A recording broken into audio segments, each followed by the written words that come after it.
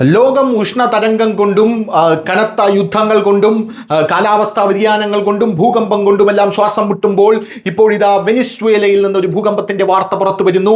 വീണ്ടും വെനിസ്വേലയിൽ ഭൂകമ്പം ഉണ്ടായിരിക്കുന്നു എന്നുള്ളതാണ് പ്രധാനപ്പെട്ട കാര്യം. ഇപ്പോഴിതാ ആയിരക്കണക്കിന് ആൾക്കാർ അതിൽ കൊല്ലപ്പെട്ടു എന്നുള്ള റിപ്പോർട്ടുകൾ പുറത്തു വരുന്നു. 1430 പേരുടെ മരണമാണ് ഇപ്പോൾ ഈ ഭൂകമ്പത്തിൽ സ്ഥിരീകരിച്ചിരിക്കുന്നത്. ഏറ്റവും ആശങ്കപ്പെടുത്തുന്ന ഒരു വാർത്ത എന്ന് പറയുന്നത് 68,900 പേരെ കാണാനില്ല എന്നുള്ളതാണ്. ഇത് വളരെ വലിയ ഒരു കണക്ക് തന്നെയാണ്. ഭൂകമ്പത്തിൽ ഇതുവരെ 1430 പേർ മരിച്ചതായി സ്ഥിരീകരിച്ചിട്ടുണ്ടെന്നാണ് റിപ്പോർട്ടുകൾ. എന്നിരുന്നാലും ഈ കണക്ക് വളരെ കൂടുതലാകാം. ഇന്ന് രാവിലെ 68,900 പേരെങ്കിലും കാണാതായതായി കുടുംബങ്ങൾ റിപ്പോർട്ട് ചെയ്തതായി ഉദ്യോഗസ്ഥർ പറഞ്ഞു. അവശിഷ്ടങ്ങൾക്കിടയിൽ നിന്ന് നിരവധി മൃതദേഹങ്ങൾ ഇപ്പോഴും പുറത്തെടുക്കുന്നുണ്ട്. മറുവശത്ത് രാജ്യത്തിന്റെ വടക്കൻ തീരത്ത് ഇപ്പോഴും തുടർചലനങ്ങൾ അനുഭവിക്കുന്നുണ്ട്. സ്വകാര്യ റിപ്പോർട്ടുകൾ പ്രകാരം തലസ്ഥാനമായിട്ടുള്ള കാരക്കാസിലും മറാക്കയിലും 4.9 തീവ്രത രേഖപ്പെടുത്തിയ ഭൂചലനമാണ് അനുഭവപ്പെട്ടിരിക്കുന്നത് എന്നാണ് മനസ്സിലാക്കാൻ സാധിക്കുന്നത്.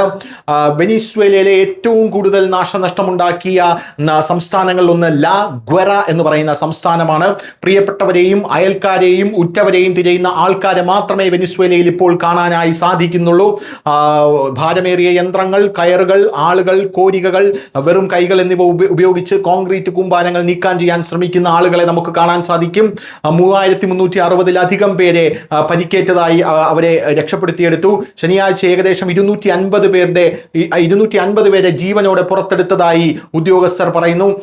ദുരിതാശ്വാസ സംഘടനകളുടെ അഭാവത്തിൽ രാജ്യത്തിന്റെ പല ഭാഗത്തേക്കുമുള്ള യാത്രകൾ ഒഴിവാക്കണമെന്ന് അവിടെയുള്ള ഭരണകൂടം പറയുന്നു. നമ്മുടെ രാജ്യം ഇന്ത്യ ഇവർക്ക് ഡിസാസ്റ്റർ എയ്ഡുകൾ അയച്ചു കൊടുക്കുന്ന തിരക്കിലാണ്. അവിടെ അത് എത്തിക്കഴിഞ്ഞു എന്നുള്ളതാണ് മറ്റൊരു റിപ്പോർട്ട്. അങ്ങനെ വെനിസ്വേല സമ്പൂർണ്ണമായി പകച്ചു നിൽക്കുന്ന, വിറങ്ങലിച്ച് നിൽക്കുന്ന കാഴ്ചയാണ് നമുക്ക് കാണാൻ സാധിക്കുന്നത്. ഈ 68,900 പേർ അവരെവിടെ പോയി? അവർക്ക് വേണ്ടിയുള്ള തിരച്ചിൽ ഇപ്പോഴും ഊർജിതമായി നടക്കുകയാണെന്നുള്ളതാണ് പ്രധാനപ്പെട്ട കാര്യം. News desk, news India Malayalam.